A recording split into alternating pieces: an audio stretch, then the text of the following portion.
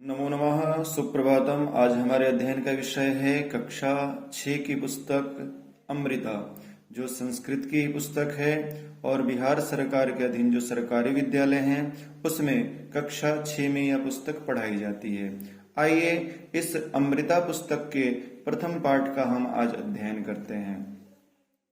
सबसे पहले आप ऊपर देखेंगे तो यहाँ लिखा हुआ है प्रथमः पाठः। क्या लिखा हुआ है? प्रथमः पाठः। यह कौन सा पाठ है? तो आपको पता होना चाहिए कि पाठ जो है पहला पाठ है।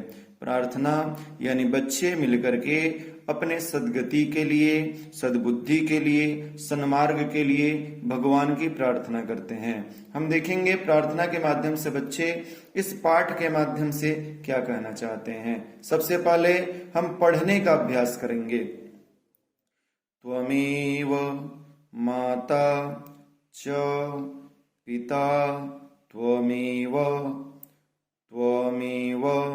बन्धुश्च सखा त्वमेव विद्या द्रविणं त्वमेव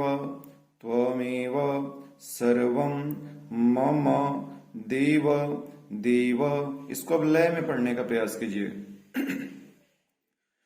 त्वमेव माता च पिता त्वमेव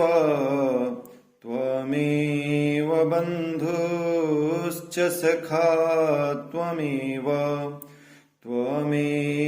विद्या द्रविणं त्वमेव सर्वं मम देव। त्वमेव सर्वं मम देव। ध्यान दीजिएगा, इसके अर्थ पे हम ध्यान देते हैं। त्वमेव का अर्थ होता है तुम ही। त्वमेव का अर्थ क्या होता है? तुम ही। माता का अर्थ माँ, च का अर्थ और, पिता यानी पिता, त्वमेव मतलब तुम ही। अर्थात इस पाठ के माध्यम से बच्चे क्या कहना चाहते हैं? तुम ही माता हो और तुम ही पिता हो।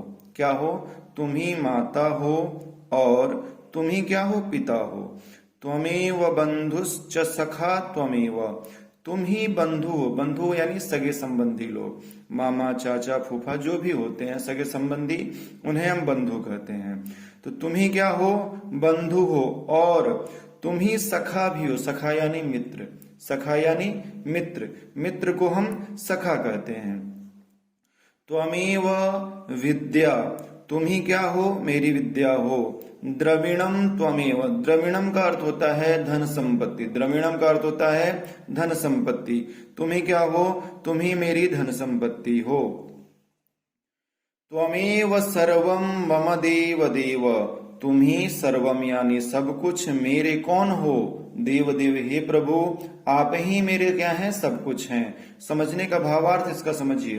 तुम ही माता हो और तुम ही पिता हो। तुम ही सगे संबंधी हो और तुम ही मेरे मित्र हो। तुम ही मेरी विद्या हो और तुम ही मेरी धन संपत्ति हो। तुम ही मेरी सब कुछ हो। हे देव, हे प्रभु, आप मेरे सब कुछ हैं। इस पाठ के माध्यम से, प्रथम श्लोक के माध्यम से बच्चे यही कहना चाहते हैं। आइए हम दूसरे श्लोक को पढ़ते हैं। नमो नगेन्द्राय हिमालयाय। नमो नगेन्द्राय हिमालयाय। नमो विशालाय च सागराय। नदी गणेभ्यः सुख साधनेभ्यो देशाय तस्मै मम भारताय देशाय तस्मै मम भारताय। इसको लय में पढ़िए। नमो नगेन्द्राय हिमालयाय। नमो नगेन्द्राय हिमालयाय। नमो विशालाय च सागराय। नदीगणेभ्यः सुखसाधनेभ्यो देशाय तस्मै मम भारताय, देशाय तस्मै मम भारताय। बच्चे जो हैं प्रार्थना करते हैं, किसकी प्रार्थना करते हैं? नमो। नमो का अर्थ होता है नमस्कार। नमो का अर्थ क्या होता है? नमस्कार करना, प्रणाम करना। किसको? नगेंद्राय हिमालयाय। नगेंद्राय यानी पर्वतराज। पर्वतों के राजा कौन है? हिमालय हैं। बच्चे क्या करते हैं? पर्वतराज हिमालय को नमस्कार करते हैं। नमो। नमो विशालाय च सागराय। दूसरी बार किसको नमस्कार करते हैं? विशालाय, जो विशाल सागर समूह है, जो विशाल सागर है, समुद्र है, उनको बच्चे नमस्कार करते हैं। च यानी और। नदी गणेभ्य, जो नदी है, नदी का गण है, गंगा, यमुना, सरस्वती, नर्मदा, सरयू इत्यादि जो नदियां हैं, उनको भी नमस्कार करते हैं। देखिए, हमारे लिए हिमालय पर्वत जो है एक प्रहरी का काम करता है, एक संरक्षक का काम करता है, हमारे देश को विविध शत्रुओं से बचाता है, इसलिए भी बच्चे हिमालय को नमस्कार किए हैं। नदियों को नमस्कार करने का अर्थ यह है कि नदी के माध्यम से हमारा जीवन यापन होता है। नदियों से हम अपने खेतों की सिंचाई करते हैं। नदियों का जल हमारे लिए बहुत ही महत्वपूर्ण योगदान निभाता है हमारे जीवन यापन में।